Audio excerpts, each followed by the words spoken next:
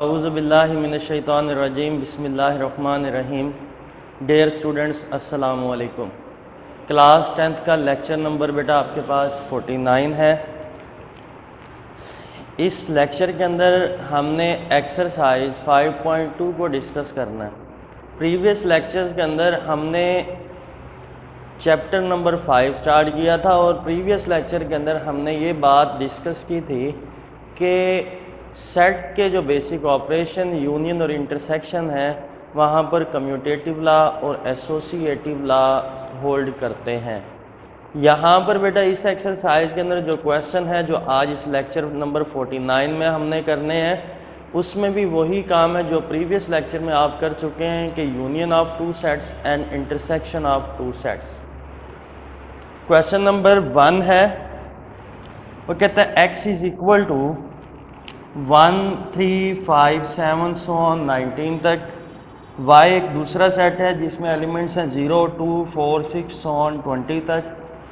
z एक set है जिसमें एलिमेंट है 2 3 5 7 11 13 17 19 और 23।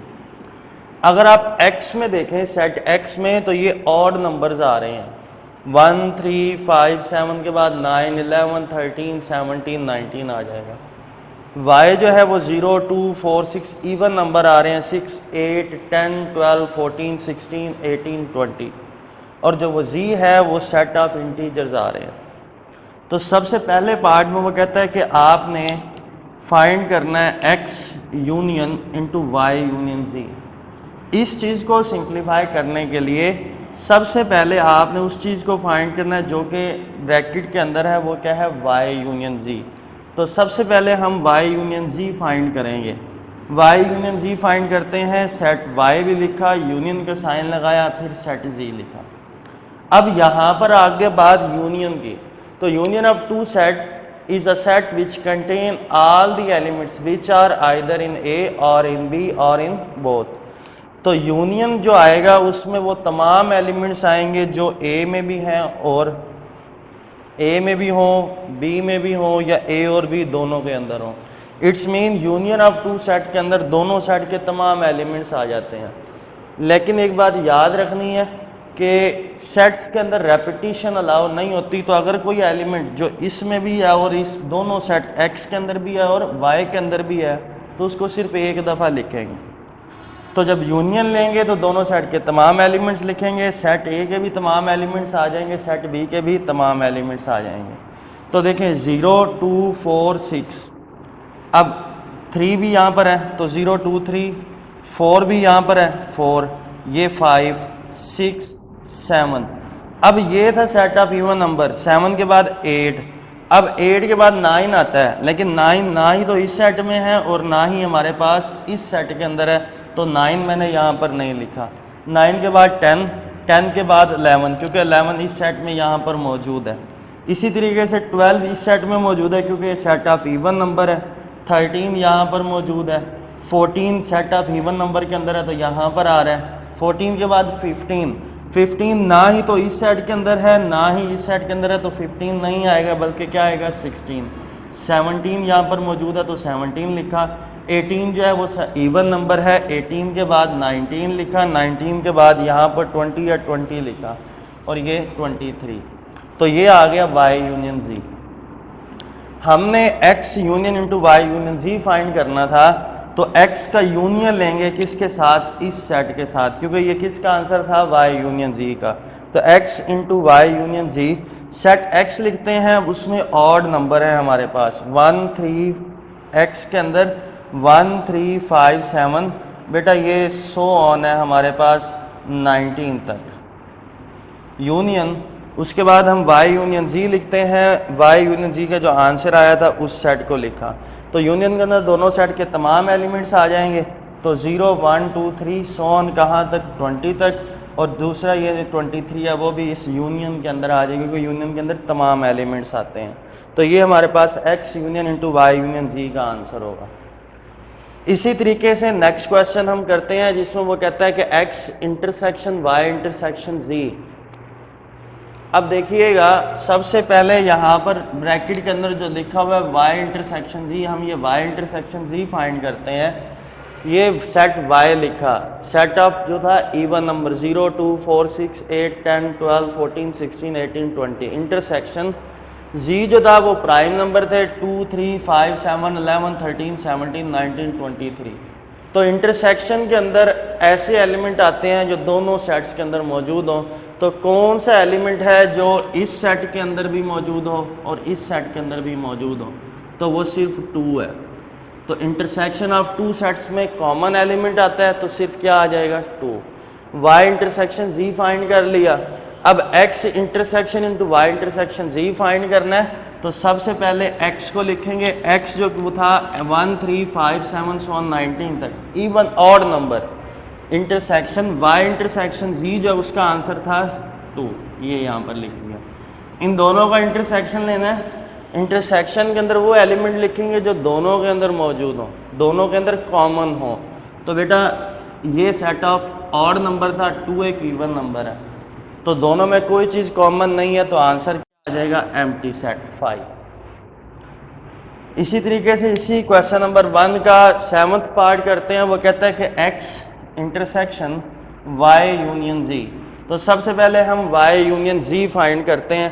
y यूनियन z हमने प्रीवियस क्वेश्चन नंबर 1 के फर्स्ट पार्ट में भी y यूनियन z यहाँ पर फाइंड किया था। तो ये तो सेम बेटा वही चीज़ आ जाएगी। y लिखा, सेट यूनियन लिखा, फिर z लिखा। यूनियन के अंदर दोनों सेट के तमाम एलिमेंट्स आ जाएंगे। जो जो एलिमेंट्स आते हैं वो मैं यहाँ पर डिस्कस कर चुका हूँ, तो ये आंसर तो रहेगा सेम। हमने इस y यूनियन z का इंटरसेक्शन लेना है x के साथ, तो हमने लिखा x intersection into y union z। Set x देखें, सेट x क्या आता है? 1, 3, 5, 7, 19 तक ऑड नंबर था। इंटरसेक्शन y यूनियन z का जो आंसर है वो यहाँ पर लिखा। यहाँ पर बात कर रहा है वो इंटरसेक्शन की। तो इंटरसेक्शन के अंदर दोनों सेट्स के कॉमन एलिमेंट्स आते हैं जो a और b दोनों के अंदर मौजूद हो।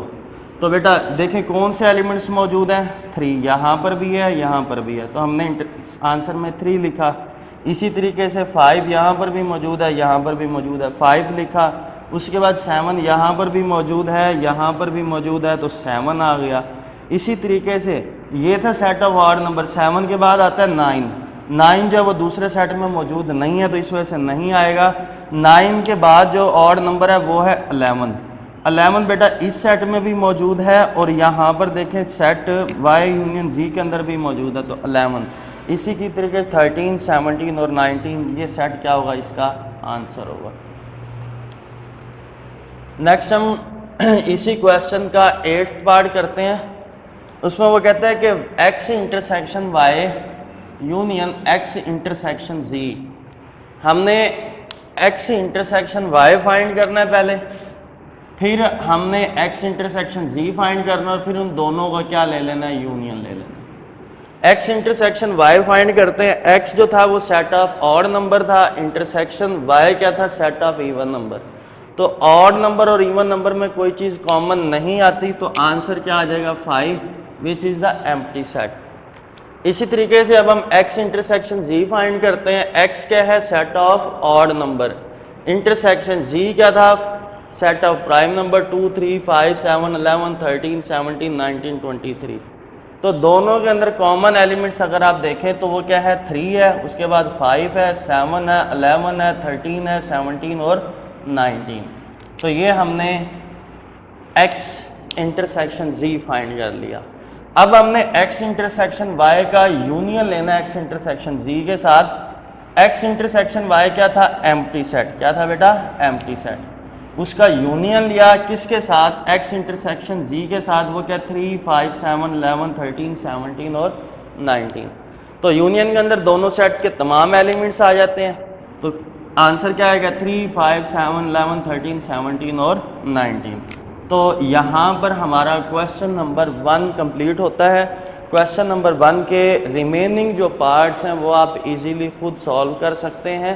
बेसिक सी बातें हैं, 5.1 में भी ये बातें हम डिस्कस कर चुके हैं, लेकिन डिफरेंस ये है कि यहाँ पर कुछ प्रॉपर्टीज़ के लिहाज से उसने दिया हुआ है। जिस तरीके से अगर आप इस क्वेश्चन को देखें तो ये क्या है?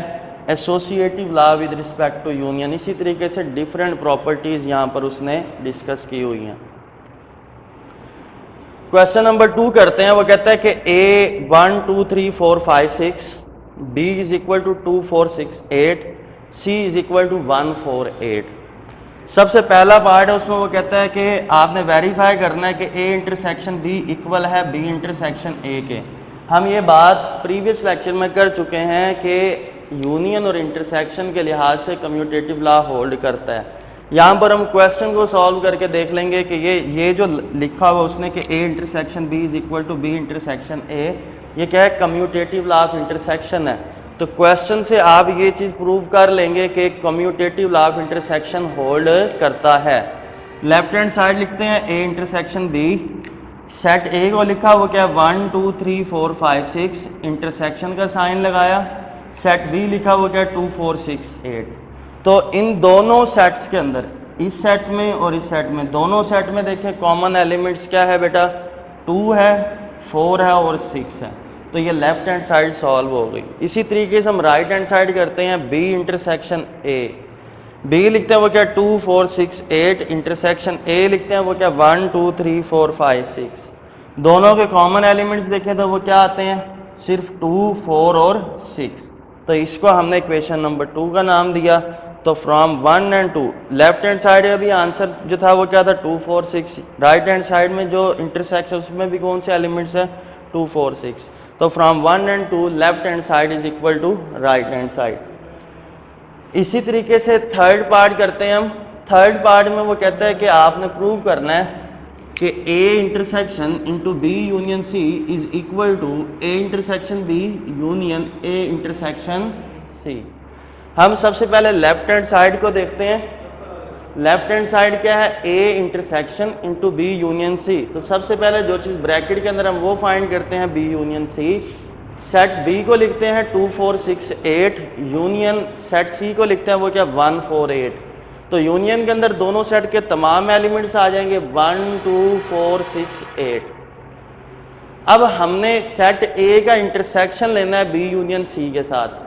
तो हमने पहले सेट A लिखा वो क्या है 1 2 3 4 5 6, इंटरसेक्शन B यूनियन C का आंसर क्या था? 1 2 4 6 8। इंटरसेक्शन के अंदर दोनों सेट के कॉमन एलिमेंट्स आते हैं।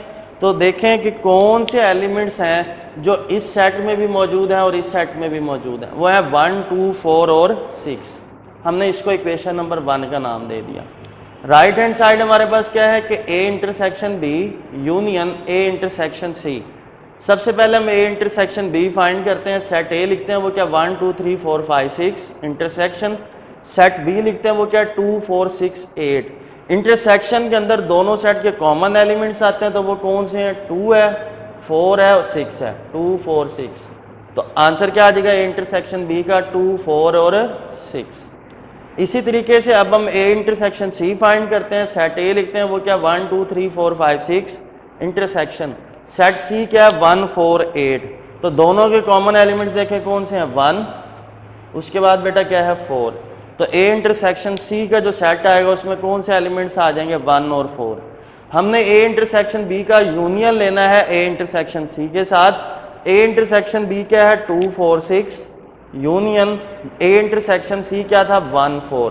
तो यूनियन के अंदर दोनों सेट के तमाम एलिमेंट्स, तो क्या आ जाएगा 1 2 4 और 6। इसको नाम दे दिया 2 का।